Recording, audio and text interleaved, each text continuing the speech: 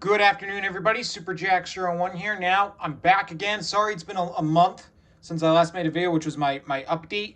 But, I've just been busy with school and work, cause especially since I'm now back at college and I'm now actually on campus. Because, like I said in my video last year, remember that we all have a life outside of YouTube. But anyway, now it's time for a 4K Blu-ray update for today, September 24th, 2021. I got a total of 7 Blu-rays. Most of these I've gotten over the course of the past month. And so yeah, we're going to go and get started. Most of these I got at Best Buy because it's actually a little closer to my school because, I have school on Tuesdays and most of these Blu-rays come out on Tuesdays and Blu-rays usually come out on Tuesdays. And the Best Buy, the Best Buy store that I usually go to is actually located a little more than is only 7 minutes down the road from 7 minutes down the road from my school, my college. So I'm able to get there. I can drive there real easily. So that's what I do. But anyway, yeah. So let's get started. This first Blu-ray, this is one I got back on. I got this past Friday. I believe this 4K Blu-ray came out last week. This is the 4K Blu-ray of The Shawshank Redemption. As you know, I do have the 2010 Blu-ray of this, so I might do a comparison of two different Blu-ray versions of The Shawshank Redemption. I got this because, I really wanted to have the digital copy code and just wanted to get some updated picture quality. But yeah, this is a classic. Great, one of the greatest films of all time. Based on Stephen King's novella, Rita, Hayworth, and Shawshank Redemption. However, for the movie, they changed the title to The Shawshank Redemption because people had mistaken the movie, when they were beginning development, people were mistaking the movie for being a Rita Hayworth biopic. So they changed the title to The Shawshank Redemption. Yeah. With great performances by Tim Robbins and Morgan Freeman. Yeah. This film is a masterpiece. Yeah. For those who've been subscribed to me for years, if you look at my Blu-ray update from January of 2019, I already did kind of a little bit review of the film, talk about how all the great cast and everything, so I don't really have to repeat that again. Anyway, here we got the spine, back, no critic review on the back. I also usually got a commentary by director Frank Darabont, plus more on Blu-ray, including 2 documentaries, Hope Springs Eternal, a look back at the Shawshank Redemption, Shawshank the Redeeming Factor, the Shawshank Redemption, 2 storyboards, Boggs Takes a Fall, New Fish Arrive, and photo galleries. Yeah, pretty much has most of the bonus features from the other Blu-ray. But yeah, if you haven't seen Shawshank Redemption, I can't recommend it enough. It is just an amazing film. Here we got the digital copy code. I've already entered it in. And here's the 4K Blu-ray, which is a bluish purplish disc. And here's the regular Blu-ray, which is a white disc. Yeah. Shawshank Redemption, awesome film from 1994. And yeah, this film was actually directed by Frank Darabont, who also directed The Green Mile, which was also a film based on a Stephen King book that took place in a prison. Yeah. But yeah, Shawshank Redemption is a classic. All right, now this Blu-ray, this I actually got today at a Best Buy store. It's not the usual Best Buy store I go to and work around. I got it at the one in Seekonk, Massachusetts. That's actually I actually went to it. That's actually the other Best Buy store I went to in my Black Friday video for 2020. I've been meaning to get this Blu-ray. However, my local Best Buy recently got sold out of it, so I had to go to this other one. This is the 20th anniversary 4K Blu-ray of the original Shrek. Includes a bonus including over 4 hours of fun. Yep. As you know, I do have the late 2010, early 2011 Blu-ray of this, so I'll probably do a comparison of two of them Blu-ray versions of Shrek. Which, that was actually one of the first Blu-rays I ever bought. That's pretty much why I got this, because I figured it was time for an upgrade. Yeah. The original Shrek, this is my favorite DreamWorks movie. I'm not too crazy on DreamWorks. I really got to rewatch all their movies, because it's been years since I've seen them, but mostly it's only the Shrek movies I actually remember. And this is my favorite of them. I'm not too crazy on the sequels, which I know this is going to be a controversial opinion. Please, if you have any comments about it, just please let me know your reactions to that. I do not like Shrek 2 that much. I know that's a controversial opinion. I know a lot of people love Shrek 2. Some even actually love it even more than the first film, but I'm not into Shrek 2. I really don't like it that much. It's actually my least favorite film in the series. Shrek the Third, although many people hate that, I actually do like Shrek the Third. That movie was actually pretty good. And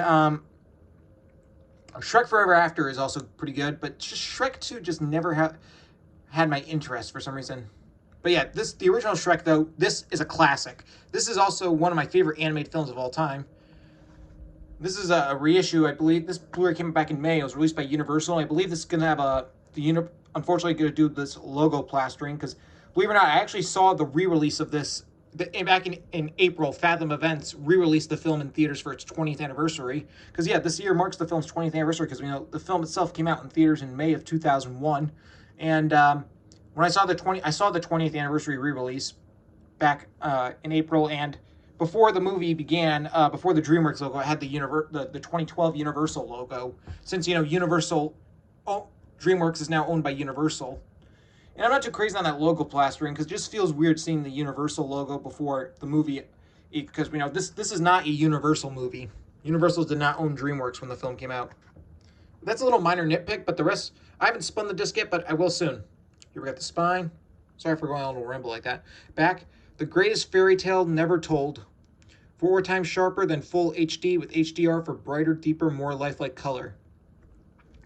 4K Ultra HD and Blu-rays, including the Animator's Corner, Shrek's Interactive Journey, Spotlight on Donkey, Secrets of Shrek, deleted scenes, music videos, and a filmmaker's commentary. Also got Shrek in the Swamp Karaoke Party, Far, Far Away Idol, Puss in Boots, the plus Blu-ray. Oh yeah, this is for all the bonus features on the bonus disc. Shrek in the Swamp Karaoke Party, Far, Far Away Idol, Puss in Boots, The Three Diabolos, The Ghost of Lord Farquaad, Scared Shrek, List, Thriller Night, The Pig Who Cried Werewolf, Shrek the Halls, Donkeys, Caroling, Christmas, Tacular, Shrek's Yule Log, 5 episodes from the Adventures of Puss in Boots TV series. Okay, so it's basically all the spin-offs or mini-movies and stuff like that. They're usually available on the DVDs and Blu-rays. Okay, that makes sense. Here's the digital copy code. I've already entered in the digital copy codes for all these Blu-rays, so please don't even bother trying to think of that. Anyway, here's the 4K Blu-ray, which you can see Shrek and Donkey. And then here's the regular Blu-ray disc, which is a green disc. Yeah, this is now a Universal Blu-ray. And here's the bonus disc. Yeah.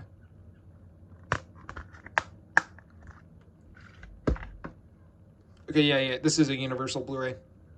So I believe that this Blu-ray will open with the 2012 Universal logo and then the DreamWorks logo. Yeah, not a big deal though. But yeah, the original Shrek, awesome, awesome, awesome classic.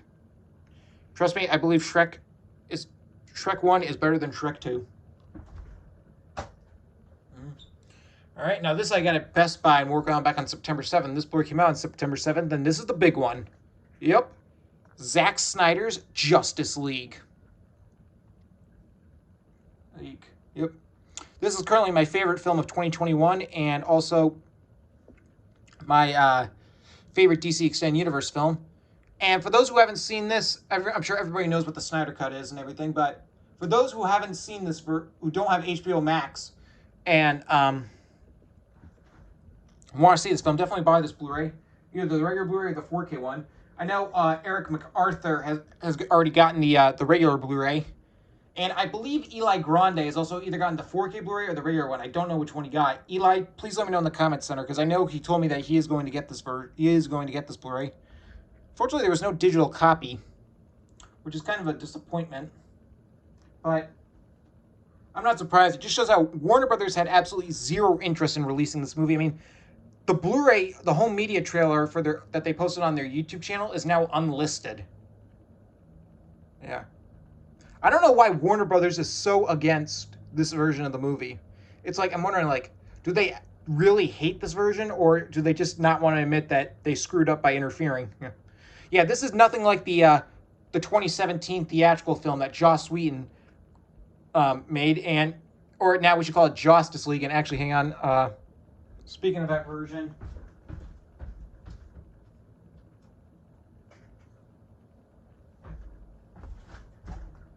yeah, I actually still have the version of the 2017 one. I'm still gonna keep this version though, because I paid $25 for this, so I want to get my money's worth. Yeah, but no, this is the real Justice League movie. There's 4 discs on here because there's 2 4K discs and 2 regular Blu-ray discs, because the film is split over 2 discs, which isn't surprising because this film is 4 hours long. But yeah, if you were disappointed by the 2017 Justice League film, please check this one out. This film, it's the true sequel to Batman v Superman, and it feels like an actual Justice League movie and not some Avengers wannabe. I did a whole review of this movie back when it came out.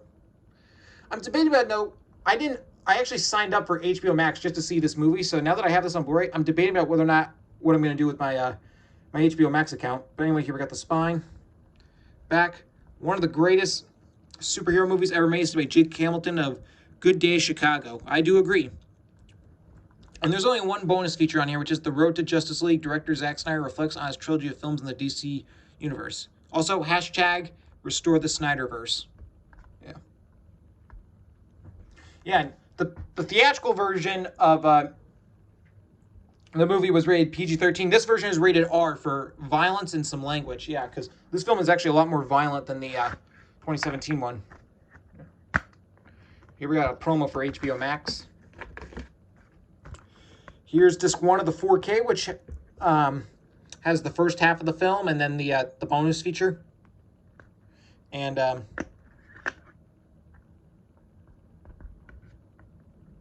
lift it up. Yeah, it's got this interesting artwork. Here's disc 2, 4K disc 2 with the second half of the film. And here, this is also this you can see the Justice League flag right there. This is actually, I believe this was actually the artwork for the teaser poster when the movie was first announced. Here's disc 1 of the regular Blu-ray, which has the first half of the film and the bonus feature. Oh. I know the artwork's the same. So, here's disc 2 with the second half of the film. Yeah.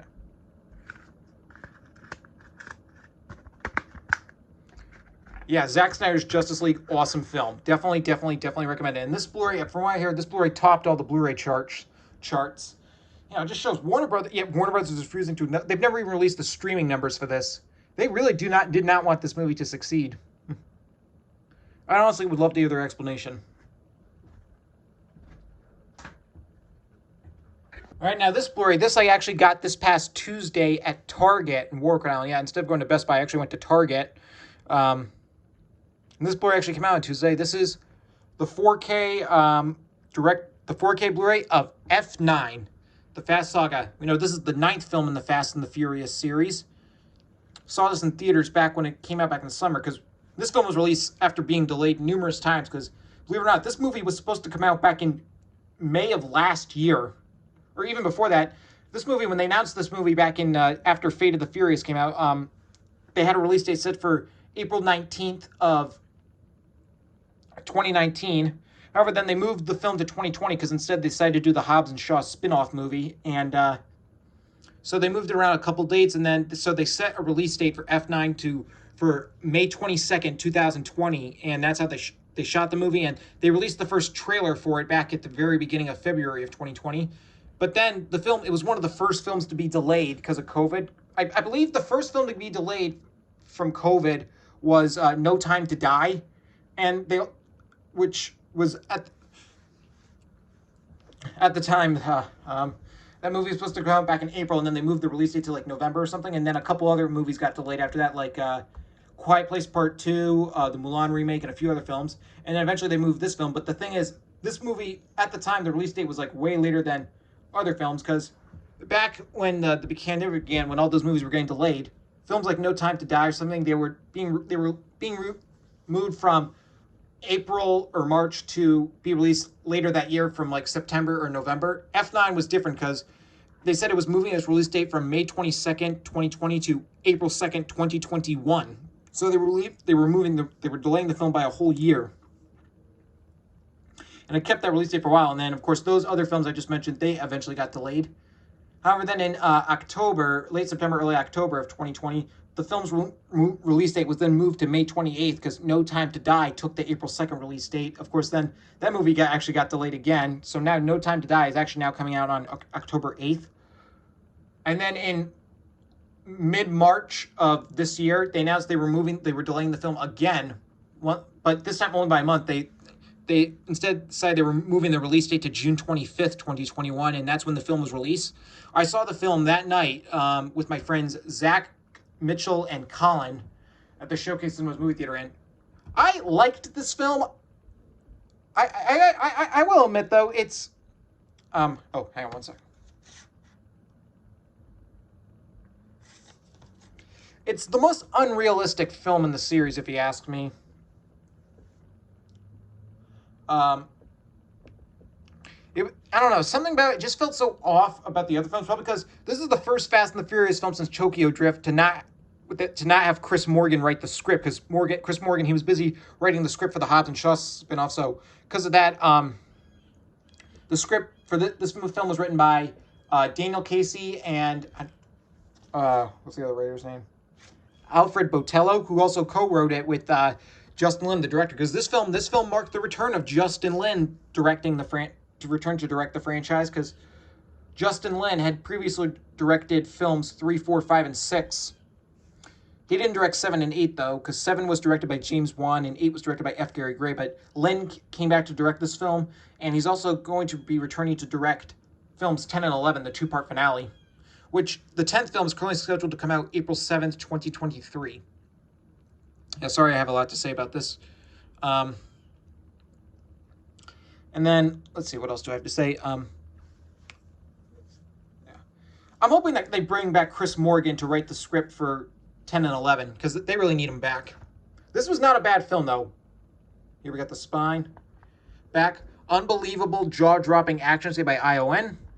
This usually guy includes the director's cut and the theatrical version. I haven't seen the director's cut yet, but I will soon. A gag reel, F9, all in all, practically fast. Shifting priorities, Justice for Han, a day on set with Justin Lin, John Cena, supercar superfan, feature commentary of producer, co-writer, and director Justin Lin.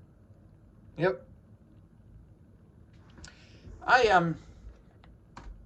This is also the first Fast and the Furious film since film 4 to not have Dwayne Johnson's character Luke Hobbs, because Dwayne Johnson's character had that feud with Vin Diesel, and him and Deckard and Jason Statham's instead did the Hobbs and Shaw spinoff, and so because of that, Luke Hobbs does not appear in this film. In fact, he's never even mentioned at all. There's not even a line to explain his absence, which I felt was kind of weird. Deckard Shaw, though, does make a brief appearance in a mid-credit scene. And this marked the return of the character Han, who was believed to have been killed in Tokyo Drift. Yeah. Here we have the digital copy code. Here's the 4K Blu-ray, where you can see Dom, Letty, Roman, Mia, Tej, Ramsey, Han, Jacob, and Cypher. And here's the regular Blu-ray, which is a usual see-through this, since this is what Universal usually does.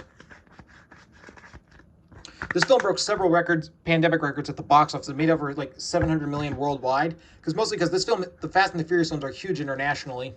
Yeah. F9, it's a good movie. It's not a bad movie, though. I just feel like they went too out of hand, and I hope that Chris Morgan will come back to write the script for 10 and 11, just to make things feel more like, done in a way where you could bought what they were doing. This is somewhere in the middle of my ranking of the Fast and the Furious films. Even though I told you my ranking in my earlier video months ago, I'll just tell you now, if I were to rank the Fast and the Furious films from best to worst, it would go like this. 5 would be in first place, Fast 5. And then second place would be Furious 7. Then the first Fast and the Furious. Then Fast and Furious 6. Then this.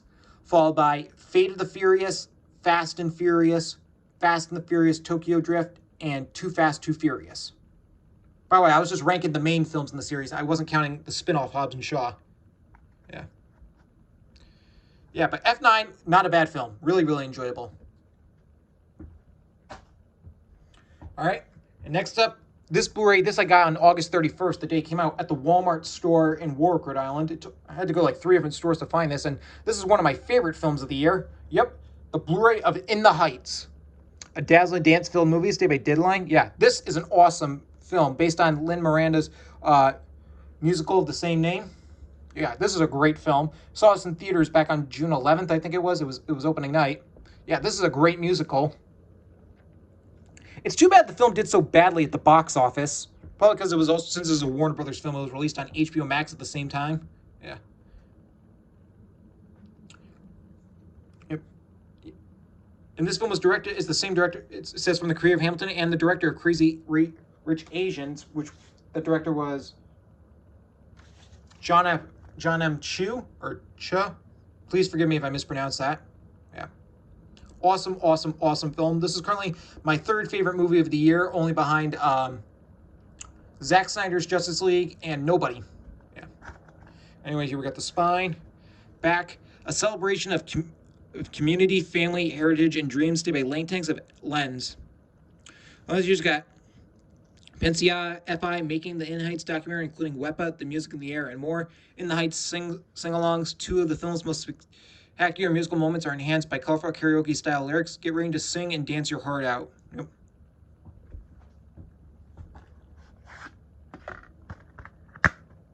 Here we get the digital copy code. Here's the 4K Blu-ray, which is a yellow disc. And here's the regular Blu-ray, which is a very bright blue disc.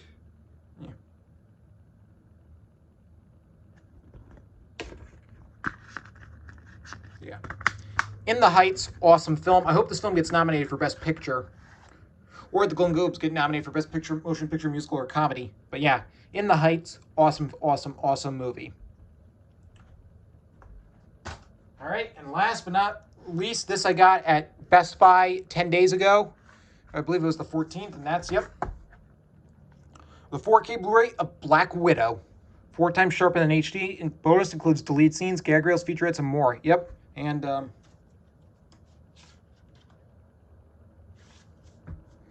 sorry, I'm just checking to make sure, like, you know, there was no like sticker or anything on here. But yeah, this was a good movie. It's somewhere in the middle of my best worst ranking of the Marvel Cinematic Universe. Yeah, I had a lot of problems with it, but it wasn't too bad. I did like Florence Pugh's character, Yelena. She was a great character. I know we're going to see more of her in the upcoming Hawkeye Disney Plus show, which I saw the trailer for that film. That show looks really good, especially since it has Haley Steinfeld playing Kate Bishop. I know she's going to nail the role. But anyway, back to Black Widow. This was good. I had problems. One of my biggest problems, I hate the whole twist that they did with Taskmaster. That twist was inexcusable. Yeah. We also got, but yeah. I'm excited though. Marvel's recent film, Shang-Chi, please forgive me if I'm mispronouncing that. Shang-Chi and the Legend of the Ten Rings. That's still currently playing in theaters, which I've actually seen that film 3 times already. That's also one of that film is actually way better than Black Widow, and it's one of my favorite MCU films ever. And then on I believe November 5th we have Eternals coming out, and then to close off the year for theatrical films, December 17th, Spider-Man No Way Home came out, which the trailer for that film looks amazing. Yeah. But yeah, Black Widow wasn't bad. I saw this in theaters at the Showcase Cinemas movie theater in Warwick Island back on the day it came out, back on July 9th. And this film actually is now the results of this film actually is now a lawsuit between Scarlett Johansson, who plays Black Widow, and Disney, because Disney did this whole thing where they did a simultaneous release. They released the film in theaters and on Disney Plus at the same time, but with the Disney Plus, they had a $30 premium fee, which we know that film kind of affected the film's box office shortcomings, because let's face it, the general public, not only like, you know, real hardcore movie fans like me would go to the theaters to see this. Most of the general public would probably just sit at home and prefer to watch those films. Yeah. Not me, though. But anyway, let's get back on track. Here we got the spine, the back, and possibly good as day by Eric Francisco of Inverse. Oh, yeah. Oh, you got deleted scenes, gag reel, Sister's Gonna Work Out, Go Big If You're Going Home, filmmaker introduction, and more. Yeah, just like all the other Marvel films, before the movie begins on here, there's an introduction by the film's director, that being, this film was directed by Kate Shortland. Here we got the digital copy code. Here's the 4K Blu-ray, which you can see Natasha Romanoff, a.k.a. Black Widow. And then here's the regular Blu-ray, which is a blue disc. Yeah. Black Widow, really, really, really good movie. Definitely not, it's not horrible, though. I enjoyed Black Widow a lot. And it's too bad, though, this will be the final time we ever see Black Widow in the Marvel Cinematic Universe, especially probably the last Disney film we'll ever see Scarlett Johansson in. Yeah. I don't blame Scarlett, though, for doing the lawsuit. But yeah, Black Widow, really good movie. All right, there you go. That's my 4K Blu-ray update for today, September 24th, 2021. I will see you all for my next video coming soon.